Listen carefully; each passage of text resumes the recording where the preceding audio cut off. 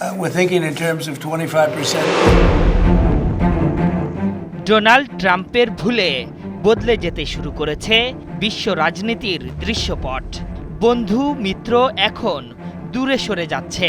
নরেন্দ্র মোদীর মতো পরীক্ষিত বন্ধুও এখন চীন রাশিয়ার বলয়ে। মূলত ট্রাম্পের শুল্ক নীতির পর থেকেই শুরু হয়েছে এ ধারা। আর পরিস্থিতি এখন এমন দাঁড়িয়েছে যে পশ্চিমা বলয় থেকেই বেরিয়ে আসতে মরিয়া এশিয়ার দেশগুলো। টালমাটাল এই পরিস্থিতির মধ্যেই চীনের তিয়ানজিনে শুরু হচ্ছে সাংহাই কোঅপারেশন অর্গানাইজেশনের শীর্ষ সম্মেলন।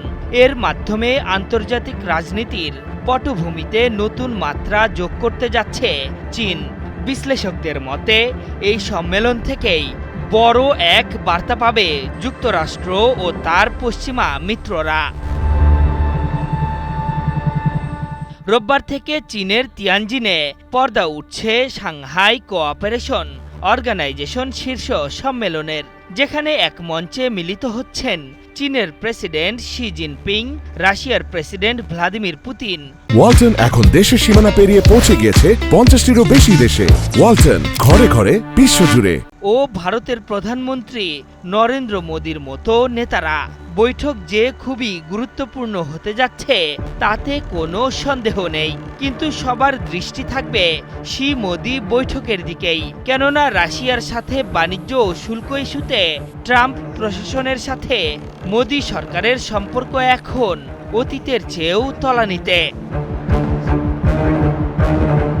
বিশ্লেষকরা বলছেন, ভূ রাজনীতি ও কৌশলগত কারণেই ভারতের প্রতিদ্বন্দ্বী চীন।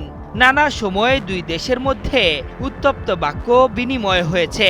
স্বাভাবিকভাবেই এখন এই দুই প্রতিবেশী দেশের শীর্ষ নেতার বৈঠক শুধু কূটনৈতিকই নয়, বরং বৈশ্বিক শক্তির ভারসাম্যেও নতুন বার্তা দিচ্ছে।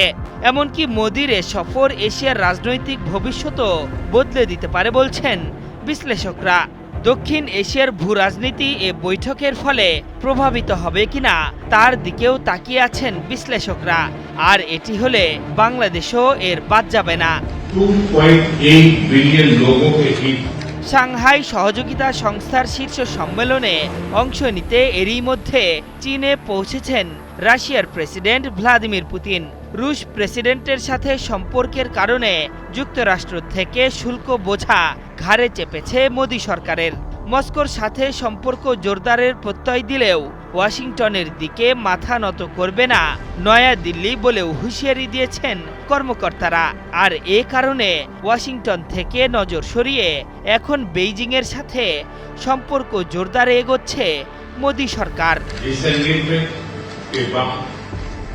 বিশ্লেষকরা বলছেন, এ সম্মেলন কেবল আলোচনার টেবিল নয়, বরং একটি শক্তিশালী বার্তা। বিশ্বকে জানিয়ে দেওয়া যে চীন, রাশিয়া ও ভারতের কৌশলগত সম্পর্ক আরও ঘনিষ্ঠ হচ্ছে।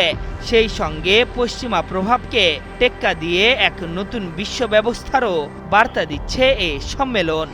हमारे स्पेशल रिप्रेजेंटेटिव्स আশরাফুল ইসলাম, একাত্তর।